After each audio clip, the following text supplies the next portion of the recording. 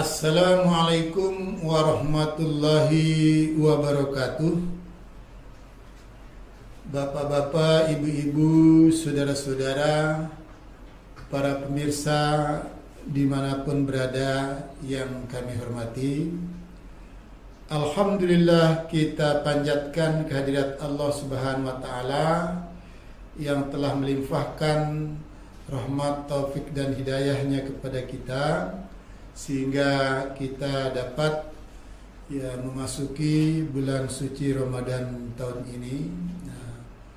Untuk dapat melaksanakan ibadah suci Ramadan, perlu kiranya kita mengangkat kembali ayat yang cukup populer dibahas pada bulan suci Ramadan. Bismillahirrahmanirrahim. Alhamdulillahirabbil alamin. Wassalatu wassalamu ala asrafil mursalin nabina Muhammadin wa ala alihi wa ashabihi wa man tabi'a hudahu bi ihsanin ila yaumiddin. Wa ba'd. Wa qala Allah Ta'ala fil Qur'anil Karim, a'udzu billahi minasy syaithanir rajim. Bismillahirrahmanirrahim. Ya ayyuhallazina amanu kutiba alaikumus syiyam kama kutiba alal ladzina min qablikum la'allakum tattaqun. Ayat ini diawali dengan ya munada, ya panggilan. Ya ayyuhallazina amanu, hai orang-orang yang beriman. Jadi yang dihitab oleh Allah dalam ayat ini adalah keyakinan kita, keimanan kita. Jadi bukan status sosial kita, bukan nama kita, bukan pangkat kita, bukan. Tapi hai orang-orang yang beriman. Ini memberi isyarat agar yang menyambut panggilan Allah untuk ditaati itu adalah keimanan kita. Panggilan Allah untuk melaksanakan ibadah puasa harus berangkat dari panggilan hati. Jadi hati yang terikat dengan keimanan akan menjawabnya dengan tulus ikhlas. Karena berangkat dari apa? Berangkat dari pemahaman bahwa ibadah puasa ini kewajiban dari Allah Subhanahu wa Ta'ala. Ibadah yang sangat besar manfaatnya bagi kehidupan kita, mulai dalam kehidupan dunia sampai kehidupan akhirat. Ini luar biasa. Lalu selanjutnya, oleh karena itu sekali lagi harus iman kita yang menjawab, bukan status sosial kita. Lalu kita yakini bahwa setiap panggilan Allah, setiap perintah Allah itu kita yakini mesti akan membawa kebahagiaan dalam kehidupan kita, asalkan perintah itu dapat dijalankan dengan tulus ikhlas, penuh semangat, penuh gairah,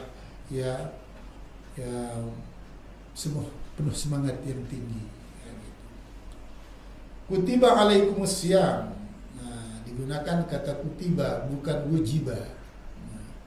Padahal kata kutiba itu dari kata kataba, artinya menulis. Lalu mengapa di sini Allah menggunakan istilah kutiba? Ini maksudnya bahwa ibadah puasa itu sudah tercatat sejak dahulu kala sebagai satu kewajiban, dan telah tercatat sebagai kewajiban yang bersifat praksis sejak zaman dahulu kala. Kutiba alaikumus syiyam, telah kuwajibkan kepadamu berpuasa. Kama sebagaimana kutiba telah kuwajibkan, telah dilaksanakan oleh umat-umat sebelum kamu. Kama kutiba alal ladzina min qablikum, sebelum kamu. ya, mulai zaman Adam, terus Nuh, Ibrahim, Musa, Isa, sampai Nabi kita Nabi besar Muhammad Sallallahu Alaihi Wasallam. Pertanyaannya, untuk apa Allah mewajibkan ibadah puasa itu kepada kita? Tentu bukan untuk kepentingan Allah. Ya. Lalu kepentingan siapa? Kepentingan hambanya, kepentingan orang-orang yang beriman kepada Allah Subhanahu wa taala. Ya. Oleh karena itu kita melihat, ya, puasa itu sebagai satu kepentingan kita, sebagai kebutuhan kita. Ya.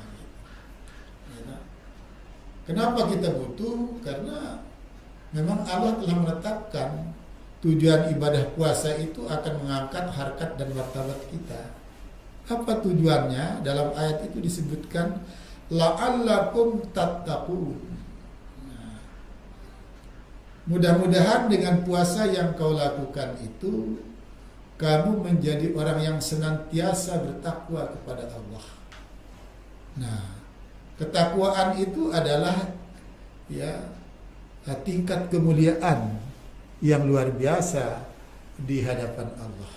Dan ini sudah dijelaskan di berbagai ayat, antaranya, ya, A'udzubillahi minasyaitonirrajim.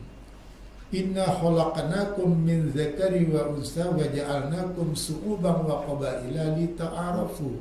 Inna akramakum indallahi atqakum, al-ayah. Jadi ketakwaan itu adalah, ya, parameter kemuliaan seorang hamba di hadapan Allah Subhanahu wa taala. Oleh karena itu dalam ayat ini la'allakum tattaqun. Mudah-mudahan dengan puasa yang kau lakukan itu, ya, dapat mengangkat harkat dan martabat kamu menjadi orang-orang yang senantiasa bertakwa kepada Allah. Sangat baik kiranya kalau ayat ini kita bahas dalam perspektif tafsirnya. La'alla dalam ayat ini menurut tinjauan kebahasaan itu harful tarji wa tawakkul. Makanya biasanya kata la'alla itu dimaknakan, diartikan mudah-mudahan. Nah, gitu. Mudah-mudahan. Alitaraji, ya, itu harapan. Ya. Mudah-mudahan dengan kenapa kata mudah-mudahan? Ini artinya kalau kita bicara mudah-mudahan itu sesuatu yang tidak pasti. Bisa menjadi kenyataan, bisa menjadi angan-angan. Nah, jadi begitu. Ini harus kita pahami. Bisa menjadi kenyataan, bisa menjadi angan-angan apa yang kita harapkan. Nah, gitu. Jadi la'alla, mudah-mudahan dengan. Karena memang disinyalir juga oleh Nabi. Banyak orang berpuasa, ya, tidak mendapatkan apa-apa illa atas wal juh. Haus, dahaga, lapar. Ya, ini berarti target haqqatu qatih itu tidak tercapai.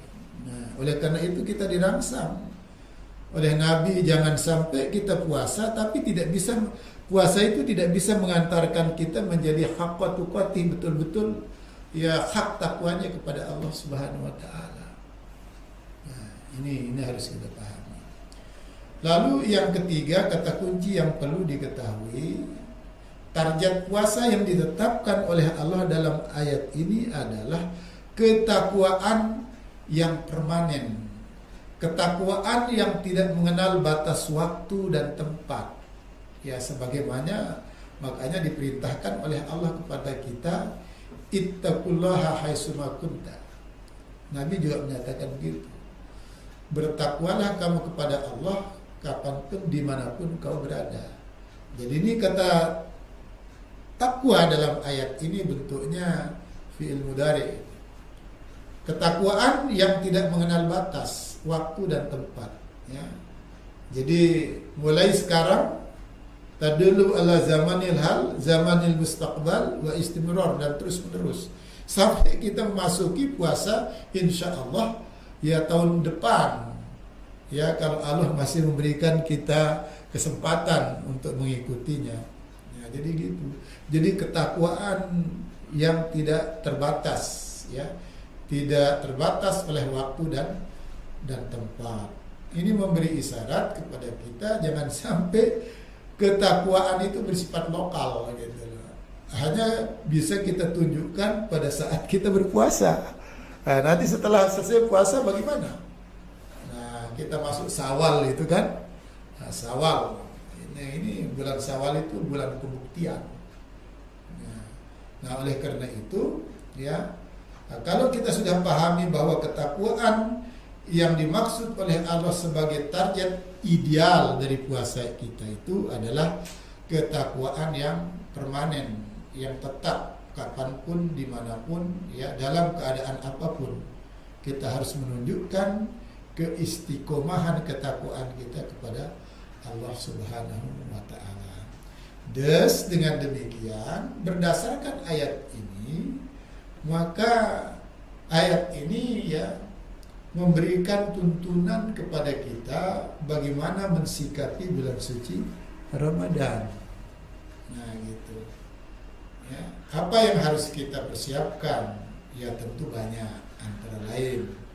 Pertama, tadi ya ayyuhallazina amanu, hai orang beriman. Jadi hati, pikiran kita yang menjadi sasaran. Supaya apa? Supaya iman kita menjawab ya pertanyaan itu dengan penuh kesadaran dan keikhlasan. Apa yang perlu kita sadari, apa yang perlu kita pahami, setiap perintah Allah itu tidak akan mungkin ya menjatuhkan martabat manusia. Tapi sebaliknya akan semakin meningkatkan harkat dan martabat kemuliaan manusia, ya, baik di hadapan Allah dan juga di hadapan sesama manusia. Nah, oleh karena itu kita sambut bulan suci Ramadan ini dengan hati yang bersih, ya, dengan hati yang ikhlas, gitu. Ya, apa itu ikhlas? Ya, ikhlas dari kata halis. Halis itu artinya suci bersih. Tapi suci bersih tidak ada hubungannya dengan hadas dan najis, ya toh. Ini hubungannya dengan hal-hal yang bersifat rohani, ya. Jiwa kita, pikiran kita harus bersih. Makanya harus penuh keikhlasan. Ya, bukan karena siapa-siapa. Karena kesadaran dan keikhlasan. Ini. Lalu yang kedua, ya, ikhlas, ya. Apa yang harus kita ikhlaskan? Ya, iman kita. Nah, karena di dalam hadis Nabi kita ada dua teksnya, ya, sama-sama riwayatnya Muslim, yang matanya menyatakan man soma Ramadana, siapa yang berpuasa Ramadan imanan, atas dasar iman, wahtisaban, dan penuh perhitungan pertimbangan, ghufiralahu ma taqaddama min dzambi, maka dosa-dosanya yang telah lalu akan diampuni. Saya tidak sepakat, boleh saja orang memaknai bahwa wahtisaban itu mengharap-harapkan pahala, tapi kalau saya tidak, karena kata ihtisab itu artinya perhitungan, pertimbangan, selektif. Nah, jadi begitu. Hadis yang lain menyebutkan mangkoma. Nah, siapa yang menegakkan mangkoma Ramadana imanan wahtisaban ghufiralahu ma taqaddama min dzambi. Ya, siapa yang menegakkan Ramadan dengan iman, ini iman. Iman yang didasari dengan keikhlasan. Ya, wahtisaban, ya, dengan sikap selektif. Pikiran juga ini harus berfungsi. Agar kita bisa selektif, hati-hati, waspada. Ya toh, maka dosa kita akan diampuni oleh Allah. Jadi orang yang melaksanakan ya puasa itu atas dasar iman dan penuh pertimbangan, ini akan ekstra hati-hati ya dalam melaksanakan ibadah puasa. Jangan sampai sikap perbuatan itu mengurangi nilai-nilai puasa kita. Tapi sebaliknya sikap tindakan perbuatan kita ya itu memake up nilai-nilai dari ibadah puasa kita. Jadi selektif. Ya, orang yang imannya fungsional berpikir, ya kata Imam Syafi'i itu fakir qabla al-qawli al-amal. Berpikir dulu baru berkata dan berbuat. Apakah yang kukatakan, apakah yang kuperbuat ini sia-sia apa tidak? Atau menodai puasa saya apa tidak? Atau mengurangi, menghilangkan nilai puasa saya apa tidak? Atau sebaliknya, apakah sikap, tindakan, perbuatan saya ini bisa memake up nilai-nilai ibadah puasa saya apa tidak? Bagi orang yang selektif, tidak akan mungkin melakukan hal-hal yang lagau, yang tidak berguna, yang akan merusak atau menurunkan nilai-nilai daripada ibadah puasa itu sendiri. Jadi saya pikir begitu. Jadi sikap selektif, ya banyak hal yang harus kita perhatikan. Ya tak? Kita ambil satu contoh lah, tentang berbuka, ya. Kalau tiba waktu berbuka selektif. Iman ini harus selektif. Iman itu harus cerdas. Artinya membimbing kita di saat kita sudah dibolehkan ya makan minum, artinya membuka puasa kita, harus hati-hati tahan diri. Ya apa yang harus ditahan? Jangan sampai, gitu. Ini selektif. Jangan sampai makan minum berlebih-lebihan. Ya nanti kalau berlebih-lebihan, waduh, ya nanti kolaknya 1 mangkok, airnya 2 gelas, belum makan nasi sudah kenyang, perutnya kekenyangan, wah susah bergerak. Nah, ini dampak negatifnya langsung bisa kita rasakan. Nah, oleh karena ini satu contoh saja. Makanya kalau iman kita selektif itu, oh ya saya makan, saya minum sedikit saja untuk membuka puasa saya. Terus saya lanjutkan dengan sepotong roti atau apalah. Nah gitu. Lalu kita sholat. Nah setelah itu baru kita tambah, ada tahapan-tahapannya. Saya pikir ini sedikit ya, baru bisa saya sampaikan dalam rangka menyambut bulan suci Ramadan ini. Ya kita persiapkan hati yang tulus ikhlas dan pikiran yang cermat, selektif dalam mengambil satu sikap dan tindakan, sehingga sikap dan tindakan perbuatan kita tidak mengurangi nilai-nilai ibadah puasa kita. Billahi fi sabilil haq wa fastabiqul khairat. Assalamualaikum warahmatullahi wabarakatuh.